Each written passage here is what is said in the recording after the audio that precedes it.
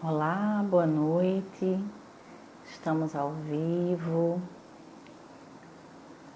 aguardando para começar a nossa live de hoje.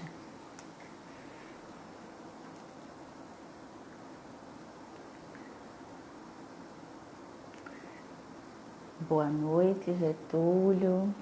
Seja bem-vindo. Olá, boa noite. Vamos hoje ter um tema bem atual, né? Um tema que está assim sendo bastante discutido por conta da dificuldade que algumas pessoas estão encontrando no convívio, né? Nessa nova forma de convívio. E aí as habilidades sociais, o desenvolvimento de novas categorias de habilidades sociais, elas se fazem presente. Estamos aguardando a entrada da professora Adriana Moraes, que será a nossa convidada de hoje. E vamos ter um bate-papo bem bacana, bem legal. Para quem ainda não me conhece, meu nome é Carmen Regis, eu sou psicóloga clínica, sou professora de várias pós-graduações na área de psicologia, neuropsicologia, neurociência, né? Obrigada, Cássia. Cássia está dizendo que é fã das duas, mas Cássia é suspeita, né? Foi nossa querida aluna. E a Adriana acabou de chegar. E estamos aguardando a entrada de Adriana.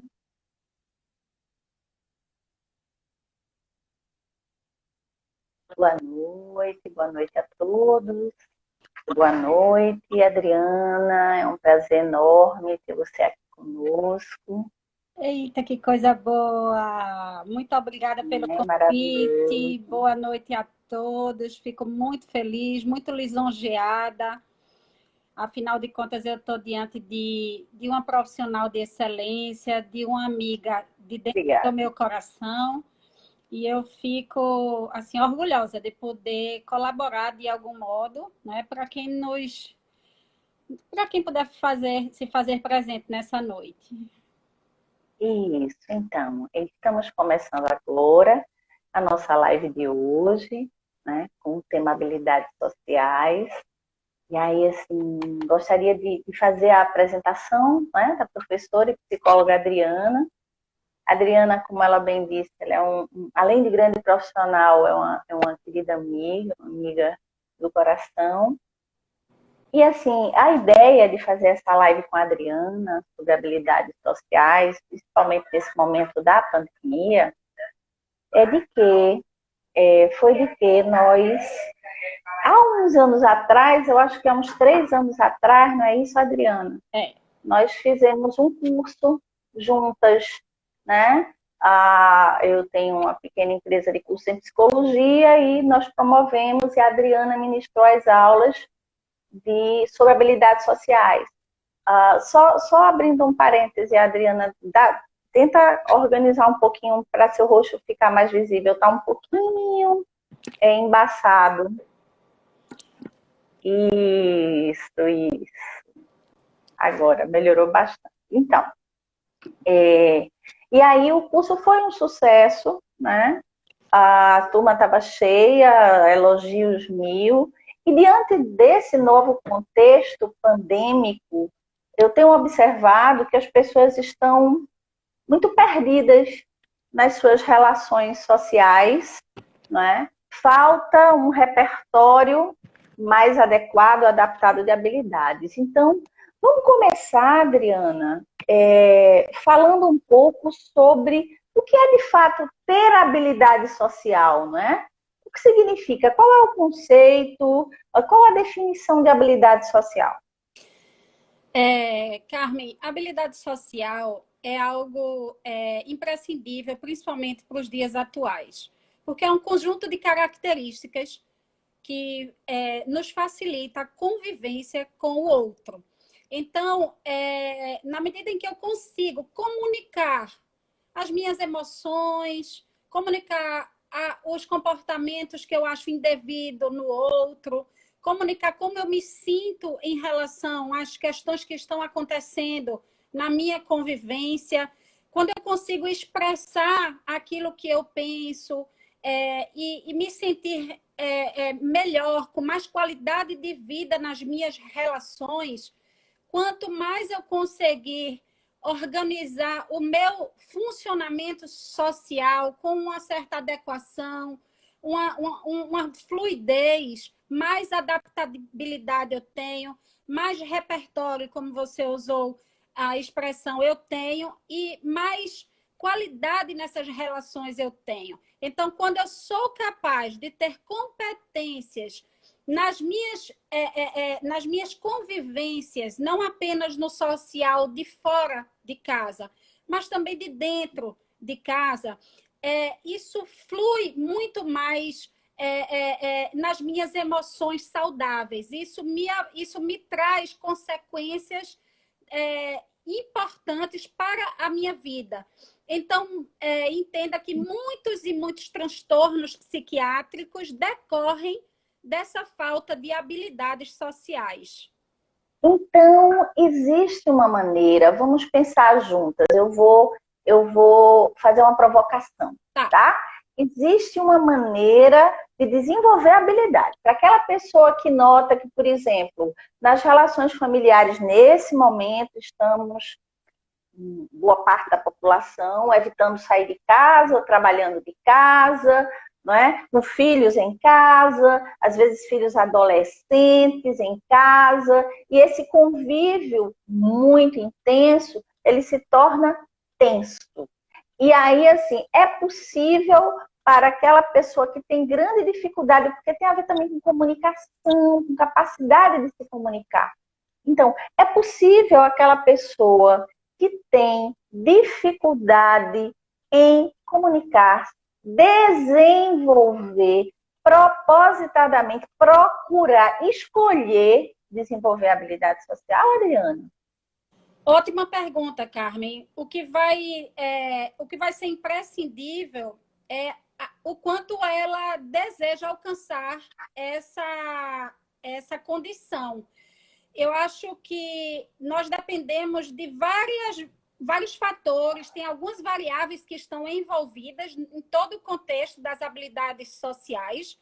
Uma delas é a própria modelagem vicária que nós temos ao longo da nossa vida, né? Que modelos, que referência nós tivemos para que nós tenhamos adquirido um repertório mais habilidoso. Eu acho que isso vai ser importante, mas eu acho que é imprescindível a gente registrar que nós não podemos atualmente ficar dependendo dessa condição, se eu tive ou se eu não tive referências com competências nesse sentido, e simplesmente me engessar e dizer eu sou assim porque eu, entre aspas, puxei ao meu pai, eu puxei a minha mãe, foram os modelos que eu segui na minha vida. Atualmente, nós conseguimos treinar essas habilidades e aí sim melhorarmos a nossa adaptação nesse contexto social. Pois é, só para fazer um adeno, uma explicação, pode ser que alguém esteja nos ouvindo, esse termo, aprendizagem vicária, o que nós psicólogos chamamos de aprendizagem vicariante, refere-se à aprendizagem que é feita através do exemplo e das atitudes das pessoas que estão ao nosso redor ao longo do nosso desenvolvimento. Então, se eu sou um pai, uma mãe, que tem pouca habilidade de lidar com as pessoas, o meu filho vai vendo ao longo da vidinha dele a minha inabilidade e vai aprendendo aquilo como algo que é, digamos que, natural. Com o passar do tempo, ele vai perceber que aquilo ali pode não ser uma coisa bacana para ele e resolve não seguir esse tipo de aprendizagem, é o contra-exemplo, que nós chamamos, e desenvolver outras habilidades que vão possibilitar uma interação social melhor. É por aí, não é, Adriana? Eu achei maravilhosa essa tua colocação, realmente, porque é interessante, porque esses modelos, muitas vezes, na terapia, a gente consegue identificar o que a gente quer ter como modelo e o que a gente não quer ter como modelo. Sim. Significa que alguns padrões que nós entendíamos que era o que era esperado através daquilo que ficou íntimo para a minha condição familiar, eu passo a perceber que atualmente aquilo ali não me traz sequelas, me traz prejuízos, aquilo ali não me torna uma pessoa mais adaptada às minhas circunstâncias sociais, e eu reconheço essa necessidade de mudança de funcionamento. Então, acho que é muito legal quando você tem essa sacada, essa sacação de que aquele teu comportamento tem se tornado inábil em determinadas situações e que, por essa razão, é importante nós termos mudanças de funcionamentos. Então, é importante a habilidade de refletir sobre os nossos comportamentos. Sim, é isso. É isso. É isso. E aí, assim, o que é que a gente pode entender no contexto das habilidades sociais? Por exemplo, para o ouvinte que quer entender melhor o que seriam habilidades sociais. Como é que a gente faz as afirmativas que a gente entende ser necessárias? A gente consegue expressar aquilo que a gente pensa no momento oportuno, né? A gente tem a habilidade de reconhecer esse movimento familiar e encontrar as melhores situações para a gente afirmar, ponderar, refletir sobre aquilo que você pensa acerca das outras pessoas ou do funcionamento familiar. Então, você coloca as suas afirmativas em momentos de refeição, quando as pessoas estão envolvidas nesse contexto, ou você tem a habilidade de pontuar isso em momentos que são mais oportunos, ou você vai fazer uma comunicação da tua afirmativa no momento que aquela pessoa fez uso de álcool sem moderação e aquilo ali pode provocar um conflito. Então, a habilidade social é o manejo, é uma maneira mais habilidosa que você encontra de se comunicar, de expressar. É aquilo que o senso comum fala de engolir sapo. A habilidade social faz com que a gente como é que eu posso? Regurgite os sapos. Então, a gente não vai regurgitar os sapos de uma forma inábil. A gente vai regurgitar porque a gente entende que esses sapos nos maltratam, nos trazem doenças psicossomáticas e, por essa razão, eu preciso reconhecer a importância de eu expressar aqueles meus descontentamentos, aquilo que me causa um sofrimento, que me desagrada, que me gera um incômodo, que me faz ter sequelas diante do comportamento da outra pessoa para comigo. E para que eu expresse esse meu descontentamento, eu preciso ter um critério, uma habilidade, senão vai ser um descontentamento provocando outros descontentamentos. E por aí a gente tem excessos de agressividades nesses contextos. Certo. Então, vamos entender o seguinte. Eu preciso, não engolir o sapo e digerir. É engolir e depois botar esse sapinho para fora no momento certo. Seria ótimo que você não engolisse o sapo, mas muitas vezes não é o que acontece na vida real, né? E quando a gente é capaz de reconhecer o que eu preciso utilizar em mim para evitar esses engole-sapos, isso vai me trazer uma consequência muito boa para mim, né? A gente pensa, muitas vezes o outro não identifica que o comportamento dele está te gerando um incômodo. Então, você precisa fazer essa comunicação. Isso é uma habilidade social. Você solicitar uma mudança para que isso se estabeleça uma melhor conexão entre você. Mostrar para essa pessoa a sequela que tem o comportamento dela para você e mostrar para ela é muito mais eficiente se a pessoa tivesse uma mudança de comportamento X que gerasse na relação uma melhora nesse sentido. Então, essa Estamos falando, então, de assertividade. Estamos falando de assertividade. Isso mesmo. A capacidade de se colocar de maneira adequada às situações, nem sendo passivo, nem sendo agressivo. Na verdade, a assertividade, ela é um modelo muito adaptativo de uma relação humana, porque assim como você disse, passivo diante das coisas e volto a extrapo, eu não expresso aquilo que é a minha verdade, que é o meu entendimento, que é aquilo que eu penso sobre a situação. Quando eu não desenvolvo maneiras habilidosas de expressar, eu vou para o outro polo, Carmen, que é o polo da agressividade, com respostas inábeis, tanto quanto a passividade. E ainda tem aquele modelo passivo-agressivo, que além de você ser passivo, você também utiliza da agressividade. São respostas de excesso, de desconfortos a pessoas que não têm relação com aquele fato. Então, você tem uma raiva muito grande, mas você vai desenvolver aquela raiva com pessoas que não têm culpa daquele contexto. Ou então você vai dizer tudo o que você quer dizer, mas você não vai dizer à pessoa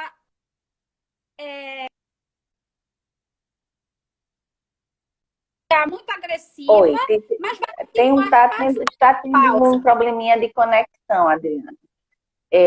Tá dando uma travadinha, não é? Porém, o que eu estou percebendo da sua fala é que tanto a pessoa que não desenvolve a estratégia de habilidade social para lidar com as situações de forma assertiva, ela é ou passivo-agressiva ou passivo-agressiva, ela terá prejuízos importantes para o cotidiano, para o dia a dia, para a relação com as pessoas, seja família, seja trabalho, amigos. Quais os tipos de prejuízos mais comuns que você percebe que essas pessoas podem ter por conta de não identificarem a inabilidade e não trabalharem na busca da construção, não é? De atitudes hábeis sociais? Quais são os prejuízos assim mais comuns?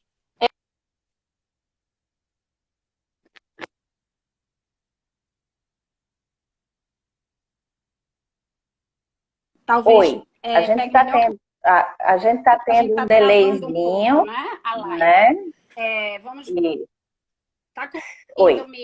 Você ouviu a pergunta que eu fiz? Agora sim. Você ouviu? Tá ouvindo. Sim. Sim. Carmen, eu incluo até a depressão ou a fobia social como importantes prejuízos nessas características que a gente havia falado, nessas dificuldades de se colocar hábil socialmente. Então, a fobia social ou o transtorno de ansiedade social é o resultado dessas inabilidades. A depressão também, no contexto geral, pode ser facilitada por uma dificuldade nessas habilidades sociais, né? Quanto menos eu comunico os meus descontentamentos, os meus desconfortos emocionais, mais eu posso estar suscetível a um processozinho depressivo, né?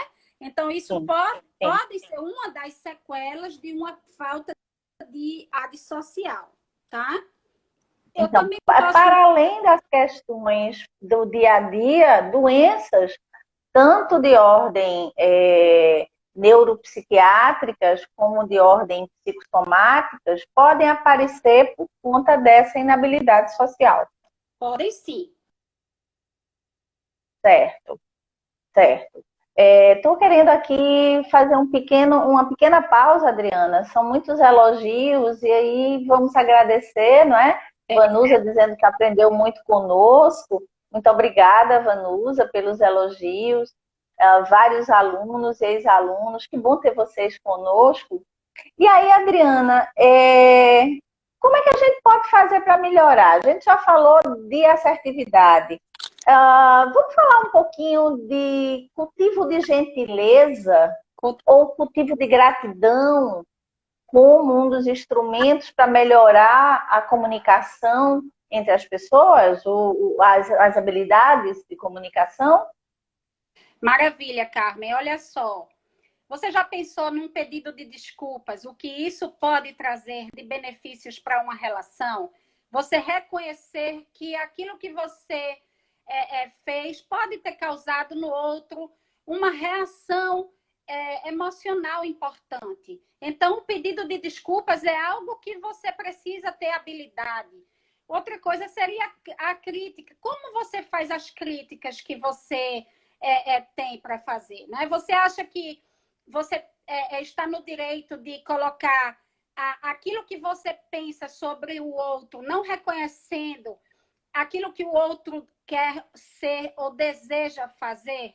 Então, ou mesmo as virtudes, não é? Eu costumo Porque existe o que a gente chama de técnica sanduíche, né? Você costuma, vai dizer uma coisa desagradável, você diz primeiro a pessoa que você a respeita, considera ou admira por causa de A, B e C, depois você diz aquilo que está lhe deixando descontente, infeliz ou insatisfeito, e fecha dizendo, apesar disso tudo, lhe admiro, lhe considero por isso, isso, isso e isso.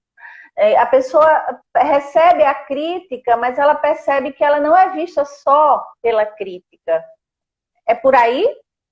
Eu acho que a crítica tem uma consideração que eu gosto muito de fazer, que as pessoas têm uma suposição distorcida de que elas vão fazer uma crítica construtiva. Só delas afirmarem isso, elas já estão falhando no discurso. Porque, na realidade, Carmen, se a gente for pensar, não existe uma crítica construtiva. Existe uma crítica ponto final. Porque construtiva, só quem tem o direito de dizer se ela foi ou não é quem recebe. Então, se você, que é o gerador da crítica, é o autor da crítica, já supõe que ela vai ser uma construção em alguém, você já tem uma suposição distorcida, porque ela pode já iniciar sendo uma falha. Pode ser que a partir daquela tua pseudocrítica construtiva, você fragilize o outro. Eu vou dar um exemplo. Olha, Carmen, essa tua blusa amarela não está legal. Essa é uma crítica construtiva que eu estou te fazendo. No entanto, você está adorando a sua blusa amarela. Então, a gente precisa aprender a respeitar as diferenças. Quando a gente aprende a respeitar as diferenças, a gente se torna muito mais socialmente hábil. Tem uma pessoa que está assistindo nossa live que fez um comentário que eu achei bem interessante. Ela falou assim, algumas pessoas têm dificuldade de dizerem o que sentem para que não levantem novos problemas, ou seja, eu vou falar de uma dificuldade ou de uma coisa que eu estou sem gostar, e aí isso vai levantar outras situações e vai mexer, né? Vai mexer naquele baú de mágoas e uma coisinha vai puxar outra e as pessoas ficam caladas para não mexer muito no que está quieto. Como é que você vê esse tipo de comportamento? Carmen, eu acho que a gente precisa identificar se aquilo que eu vou dizer vai trazer um benefício para a relação. Porque se é uma coisa que eu posso conversar com uma terapeuta, conversar com uma amiga e escoar aquilo porque é algo que já que está ali numa mágoa, que está ali numa situação passada e que não vai trazer benefícios vir à tona, eu acho que é utilizar de uma outra tática, em outra estratégia da habilidade social que se chama flexibilidade. Agora, se você tem um descontentamento, um desconforto pessoal com uma pessoa diariamente de convivência e aquilo está te gerando um incômodo, a tua passividade vai trazer uma sequela importante para essa relação. Porque essa relação ela não vai ficar fluida, ela não vai ficar genuína. Ela vai ficar com essa questão que é importante para aquela pessoa. Então, é importante que ela utilize da assertividade, expresse aquilo que ela pensa, mas como bem você colocou, através do efeito sanduíche. Ela vai dizer que, inicialmente, é importante para ela colocar aquilo, para ela deixar bem específico o motivo pelo qual ela está colocando aquela questão. Depois ela vai dizer que questão é essa e depois ela vai expressar os motivos que ela acredita que possam ser benéficos pela colocação dela e que ela coloca aquilo para que ela consiga alcançar êxito ainda maior nessa relação. Ou que ela consiga, vamos dizer, ter uma diminuição dessa passividade dela. Eu acho que a gente precisa avaliar as vantagens e desvantagens, às vezes, daquilo que a gente vai falar. Aquilo vai trazer benefício, aquilo vai trazer vantagem, aquilo vai trazer um aprimoramento para a relação. Porque, às vezes, também passa muito por aquela ideia de que a gente tem que falar. E o outro precisa realmente escutar tudo aquilo que a gente se coloca desejando afirmar. Eu acho que tem uma parte do bom senso, sabe? Imagino que a autoinstrução, né? O que seria a autoinstrução? Dialogar consigo mesmo. Eu preciso, antes de tomar uma atitude que percebo que vai impactar no outro, ter um diálogo pessoal. Existe uma grande dificuldade na nossa sociedade em olhar para dentro. Ter um diálogo comigo mesmo, perguntando-me: vale a pena? Se a resposta for sim, elabore assertivamente de que maneira você vai tocar nesse assunto, você vai lidar com essa situação e faça. Se a resposta for não vale a pena... E aí a gente entra para uma reflexão, como você disse, esse treino de autoinstrução, facilitando a minha percepção dos benefícios que eu vou ter nessa condição. Porque eu acho que tem algumas coisas aí que são interessantes. Por exemplo, a gente está abstraindo e selecionando uma coisa que alguém disse num momento inoportuno e está falhando, talvez, em ver a totalidade daquela convivência, porque também, às vezes, pode ser uma distorção cognitiva de que eu estou presa a uma coisa que alguém me disse num momento específico e eu, presa nisso, falho em ver a fluidez dessa relação ou os benefícios, as facilidades que existem também nesse contexto social e afetivo, muitas vezes. Então, eu acho que é uma habilidade também, é uma habilidade emocional, a gente manejar esses conflitos interiores e muitas vezes conseguir diluí-los nessa autoinstrução.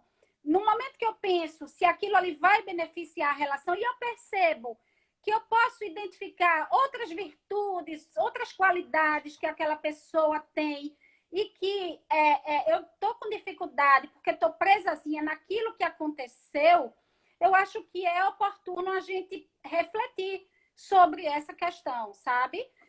Uma outra coisa que eu acho que vai fazer uma diferença para a habilidade social é o manejo na expressão do afeto, não é? Porque eu vejo muito isso na clínica, principalmente adolescentes e jovens. Adriana, mas eu acho que meus pais não gostam de mim, meu pai, minha mãe, porque eles não me abraçam, porque eles não me beijam, porque eles não dizem que me amam. Então, muitas vezes, essa expressão de afeto é também uma habilidade social. E que você precisa expressar para aquela pessoa: mãe, é importante para mim eu escutar que você me ama, é importante para mim o aconchego físico. Para mim, isso faz a diferença. Por mais que a senhora diga que faz tudo por mim, mas eu entendo que o abraço faz a diferença, eu sinto falta disso. Então, é uma habilidade também social você conseguir expressar, não é? A sua afetividade para com o outro. Da mesma forma que pode ser também inábil. De que modo pode ser inábil a expressão afetiva? Você já pensou você ficar numa festa abraçada, se beijando o tempo inteiro, com aquela coisa muito física ali. Então, acho que é um manejo, é uma habilidade você ter essa expressão de afetividade colocada de um modo assim muito sereno, muito fluido, muito genuíno, muito honesto. A expressão do equilíbrio, a ideia de equilíbrio. É a regulação. Essa linha ela é muito tênue. E cada pessoa vai ter a sua medida. A regulação. Eu vou dizer a você uma outra habilidade que seria considerada uma habilidade social, a regulação da fala. Às vezes, a gente vê, inclusive na clínica, o nosso paciente expressar, ele está completamente cheio de razão, mas ele é inábil na voz, ele é inábil na fala, ele grita, ele é agressivo no falar. Então, essa habilidade no controle, no autocontrole da voz, na regulação da entonação da fala, isso também... Na escolha das palavras. Na escolha das palavras, porque se eu estou num grupo de amigos e eu digo, véi, ô véi, e chamo um palavrão...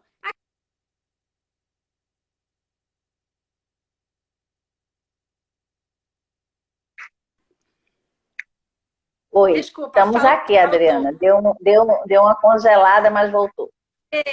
Se eu chamo um palavrão com os meus amigos num jogo, aquilo ali cabe, aquilo ali flui, não é? Mas se eu estou num jantar com os meus avós, se eu estou numa reunião de família, não é? Perceba uma inabilidade você chamar palavrões que não são competências para aquele momento, não são adaptadas para aquela relação. Então, por exemplo, entrevista de emprego, você com gírias, com manejos, com palavras chulas. Então, veja, Adriana, usa essa regulação de um modo criterioso. Adriana, Vanusa está falando aqui, bem pertinente a colocação dela, que é de fato tudo isso que a gente está comunicando também. Ela fala de comunicação não violenta como estratégia. Uhum. A grande questão, Vanusa, é que na comunicação não violenta, em muitos momentos, Adriana, coloque se você concorda com o que eu vou falar, porém percebo que essa comunicação não violenta, ela é impossível para determinada pessoa, porque ela tem características de personalidade que ela precisa trabalhar antes para poder desenvolver essa habilidade da comunicação não violenta. E aí por N fatores, história de vida, experiências, maneira de ser, muita coisa aí vai interferir na existência dessa comunicação não violenta, que de fato deve ser exercitada. O que é que você acha disso, Adriana? Eu acho que a comunicação não violenta, ela passa muito por um eixo interior, de você ser capaz de tolerar frustrações. A comunicação violenta, ela passa muito pela impulsividade, ela passa muito por um limiar baixo de tolerância, de suportar as condições em que você está sendo colocada. Então, quando você tem essas habilidades, esses manejos, essas táticas de uma boa competência social, naturalmente você vai ter uma comunicação não violenta. Eu acho que esse paralelo aí a gente pode colocar. Por exemplo, eu vou lhe dar um exemplo. Como é que eu discordo de alguém? Eu posso apontar a minha discordância sem criticar o outro por pensar diferente de mim.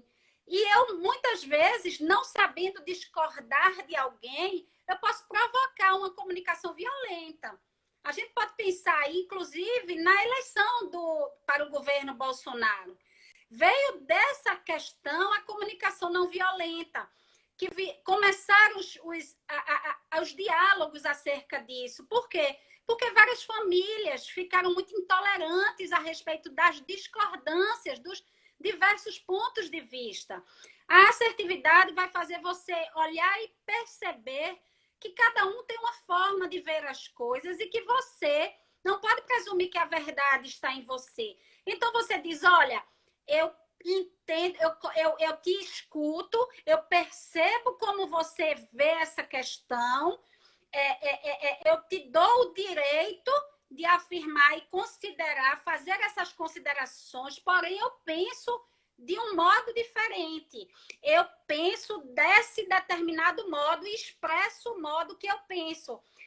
Eu gosto muito de uma frase que eu coloco, que é assim, divergências não podem ser excludências. Então, se nós, cada vez que formos divergir de opiniões, formos ficar intolerantes às pessoas e formos nos distanciar dessas pessoas, vamos ficar socialmente isolados, Carmen. Vamos envelhecer isolados. Então, nós precisamos nos adaptar às diferentes formas de cada um ver o mundo. Eu acho que aí é onde reside uma boa competência social. Dentro desse contexto que você está falando, cabe colocarmos a questão da pandemia, a questão do isolamento social, do afastamento. Existe aí uma falta de entendimento dos termos. Distanciamento social não significa isolamento, não é? Então, as pessoas estão confundindo as coisas. Estive domingo na praia à noite e não fiquei muito tempo porque fiquei assustada. As pessoas estavam de máscara, mas muito próximas. O distanciamento social significa um afastamento de 1,5 metro, mas você pode estar ali com aquela pessoa em segurança. Porém, o que é que a gente observa na pandemia? Dentro de casa, as pessoas estão com a comunicação muito ruim. Para mim, que atendo casais e famílias, tenho visto um choque muito grande entre as pessoas. Exatamente por isso que você falou. Divergências não são excludências. Porém, pais não conseguem ouvir os filhos, filhos não ouvem os pais, maridos não ouvem as esposas, esposas não ouvem seus maridos e a confusão está formada, o litígio está formado. O que penso, Adriana, que é necessário, de fato, que as pessoas invistam em ouvir. Há uma dificuldade muito grande em ouvir o outro. Isso faz parte também de habilidade social. Não é verdade? Carmen, ouvir e também ser ouvido, né? Expressar a importância do ser ouvido. Eu acho que esse momento de isolamento social tem trazido alguns benefícios implícitos, embora que eu acho que é aquela técnica de Paulo Knapp que fala em transformar vantagem diante da adversidade. Então, eu acho que a gente pode ver uma vantagem, por exemplo, nos adolescentes lidarem mais com o ócio. Essa é uma vantagem do isolamento social, porque o adolescente atual, ele sente muita dificuldade de lidar com esse ócio. E hoje a criança e o adolescente, observávamos nos restaurantes, a criança não consegue esperar chegar o pedido. Tem que ter alguma coisa na mão para fazer, um celular, um tablet. Gente, eu lembro que eu era criança, acredito que você recorda, e as pessoas que estão aqui, que têm mais de 25 anos, devem recordar também, e a gente sentava no restaurante e esperava o pedido, quietinho, calado, ouvindo a conversa dos adultos ali, na imaginação, a gente até brincava. Eu lembro que eu criava histórias na imaginação para ocupar o tempo, enquanto eu esperava um pedido dentro de um restaurante. Uhum, é verdade. Eu sabia esperar um bolo ficar pronto, né? Para comer ele quentinho, a tarde inteira ele sendo feito. Atualmente é o iFood em 2 minutos de entrega, né? Então, a pandemia está ensinando espera, ensinando lidar melhor com algumas frustrações. É. Eu não posso. Eu não posso ir a um restaurante. Eu quero, mas eu não posso. Eu não posso viajar. Eu quero, mas eu não posso. Eu não posso fazer coisas que antes livremente eu podia. Então, agora eu preciso aprender a lidar com essa frustração de uma maneira saudável para mim. Isso engloba empatia? Eu trago ainda outras reflexões. Por exemplo, no teu funcionamento familiar, tem alguém que está gerenciando a mais. Tem alguém que está indo mais à cozinha fazer as comidas, ou até você própria quem está indo, né? Mas veja uma habilidade social importante, o elogio. Você expressar o elogio por alguém que tem se doado neste momento de pandemia para algumas questões que são importantes para você. Então, o elogio é uma habilidade social importante. Outra coisa, como você faz pedidos? Não é? Como é que você gera esse pedido que você faz? É em forma de instrução, de autoridade? Ou é em forma de solicitação de uma maneira muito equilibrada, muito dócil? Não é? Então, Adriana, eu vou interromper um pouquinho o seu raciocínio, porque tem aqui uma colocação tão interessante. Uma pessoa que está com a gente está dizendo que trabalha em uma escola, está recebendo muita reclamação com relação à suspensão das aulas, porque não sabem lidar com a situação das crianças em casa. Veja, isso tem a ver também com habilidade social, como eu lido com meus filhos. Imagina a professora que fica com os seus filhos e mais 20, 30 e que administra essas crianças todas. E às vezes as pessoas não estão conseguindo ficar com os filhos em casa e terem uma relação legal, bacana com esses filhos, inclusive com aulas online. Eu sei que há uma dificuldade nisso, claro, dependendo da idade da criança, mas estamos falando de habilidades de convívio, não é? E aí a Adriana está falando aí também da partilha, do elogio, e eu vou além, falando da empatia. Me colocar no lugar da minha mãe, que está administrando a casa e tendo que trabalhar trabalhar online, trabalhar em home office e ainda dar conta das coisas da casa. Então é preciso que eu partilhe, é preciso que eu me coloque no lugar das pessoas que estão na minha casa, eu entenda o que elas estão passando. Todos, das crianças aos idosos. É por aí, Adriana? Aí a gente entra para uma outra habilidade social que dialoga com tudo isso que você fala, que é a habilidade social de civilidade. Será que a gente está esperando que alguém coloque a nossa toalha estendida? Ou será que a gente pode colocar? Será que a gente pode levar um resto de comida ou solicitar que o porteiro pegue? Isso é uma habilidade de civilidade, de entender que aquele outro pode estar precisando daquilo que eu não estou precisando naquele momento. Isso dialoga com a empatia. Porque a habilidade de civilidade me faz reconhecer que eu sou cidadão, mas que eu vivo numa sociedade que muitas pessoas ao meu redor têm as mesmas necessidades que eu. E que se eu tenho essa necessidade, outras pessoas podem não estar tendo nesse momento, e eu posso estar diluindo, eu posso estar diminuindo a dor do outro a partir do meu funcionamento. Então, eu conseguir dar um bom dia, não perguntar se o meu vizinho tem alguma necessidade. Isso é uma habilidade que está fazendo a diferença na vida de muitas pessoas na pandemia, né? Que aí é como eu acho que também tem muito a ver com o fato da gratidão, que é uma outra habilidade muito importante, que é a troca, é o manejo da habilidade da troca, da reclamação pela gratidão. Ao invés de eu nossa, mais um dia, nossa, não aguento mais a pandemia, nossa, que dia chato, não tem nada o que fazer. Ser capaz de conseguir reconstruir esse discurso, Carmen, para um discurso de gratidão. Muito obrigada por mais um dia, não é? Que bom que eu estou com Ao invés de saúde. ver o copo meio vazio, ver o copo meio cheio. Meio Mudança de paradigma.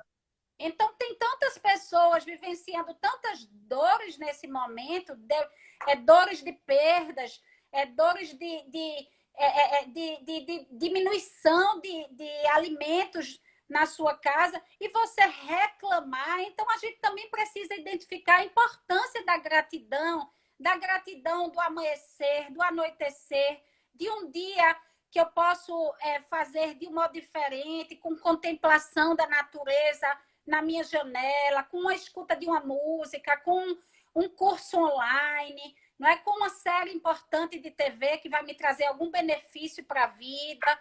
Então, eu acho que uma boa leitura. Uma boa leitura, né? E acho que aí é onde também dialoga com a empatia. Eu acho também que a gente... Adriana, Oi. Desculpe, Não, quer terminar seu raciocínio?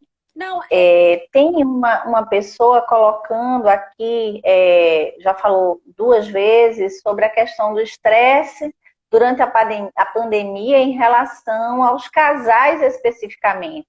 Em relação à expressão de afeto no cotidiano, a disponibilidade para o sexo, acho que isso é um ponto muito importante que rende uma live inteira, né? Vamos pensar sobre isso. Mas as habilidades que estamos falando também trazem benefícios para os casais. Não estamos falando de habilidade de interrelações só pais e filhos, ou amigos e familiares de outras ordens. Não, casal também. Assertividade, gentileza, gratidão, são lenitivos e autocontrole fazem com que o casal viva de forma harmoniosa, não é? Eu costumo dizer que as relações de casal, elas começam no bom dia. Se o bom dia é atravessado, como é que você quer que lá na frente o outro esteja feliz, contente, satisfeito, sendo maltratado? E aí, Carmen, eu acho que essa sacada do casal tem uma diferença nas habilidades sociais que eu acho que é muito oportuna de colocar, que é uma habilidade social, o reconhecimento do distanciamento e da proximidade. Então, nós somos um casal e nós estamos convivendo em quarentena, mas dentro da mesma casa nós podemos respeitar um certo distanciamento, uma certa proximidade. Eu acho que isso é uma valsa que a gente vai dançando com o outro. Eu acho que não tem que ser rock o tempo inteiro. A gente não tem que estar colado o dia todo porque nós estamos convivendo socialmente no mesmo espaço. Então, eu acho que é oxigenar essa relação vai fazer toda a diferença, deixar o outro respirar, não ficar tentando pensar o que o outro está pensando, falar tudo o que pensa para o outro, no momento em que o outro está com as demandas emocionais do financeiro dela ou dele, ou da família dela ou dele. Então, eu acho que essa capacidade de leitura e interpretação, como a gente falou agora, dos momentos ideais para a comunicação, dos descontentamentos, essa questão de você expressar aquilo que você pensa de um modo criterioso, pensar se aquilo que você vai dizer vai trazer benefício, não é? Assim, entender que somos, que temos vivências diferentes de nossas famílias. Então, o que para minha família era normal, para a família da outra pessoa que eu me relaciono, pode ser bem diferente daquilo que para mim era comum. Então, a gente precisa ter muita habilidade nesse diálogo para a gente encontrar um meio termo satisfatório para ambos. Eu acho que essa flexibilidade é muito importante. Sim, sim. Adriana, nós estamos chegando aos 5 minutos finais do nosso encontro.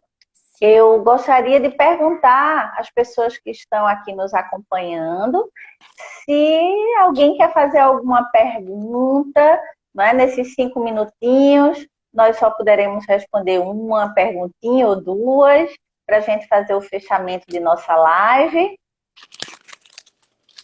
espero que vocês tenham gostado, não é? A professora Adriana, ela tem uma capacidade de expressão muito legal, ela consegue dizer coisas difíceis de uma maneira fácil, e isso é muito importante. Bom, como não surgiram perguntas, eu gostaria de agradecer a professora Adriana. Sim, alguém está aqui dizendo quando será a próxima. Importante pergunta.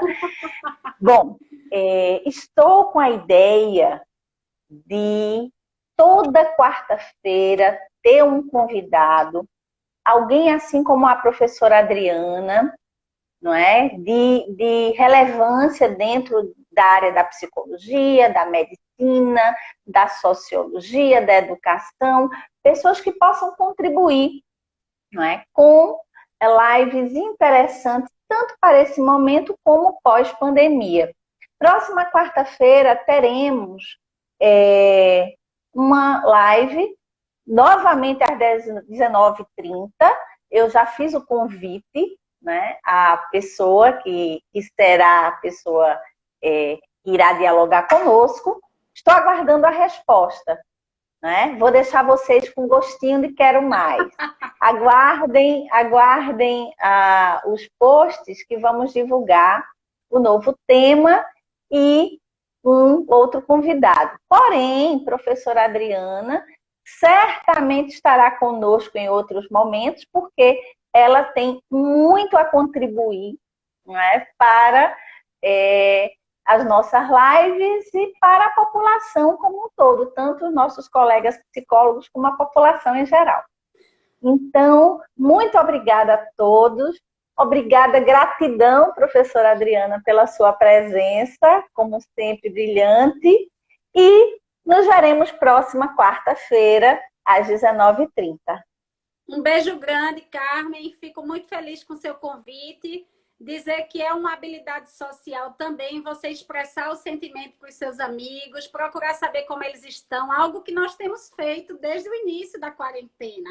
Estamos interconectados e nos facilitando essa capacidade de lidar com essa diversidade, né? Então, nesse momento, eu também tenho gratidão a você, porque me proporciona uma capacidade de lidar muito melhor com tudo isso que nós estamos vivenciando. Obrigada a todos que estão me ouvindo nesse momento. Eu deixo um abraço muito afetuoso para cada um. Muito obrigada, Adriana. Boa noite a todos e nos veremos às 19h30, próxima quarta-feira.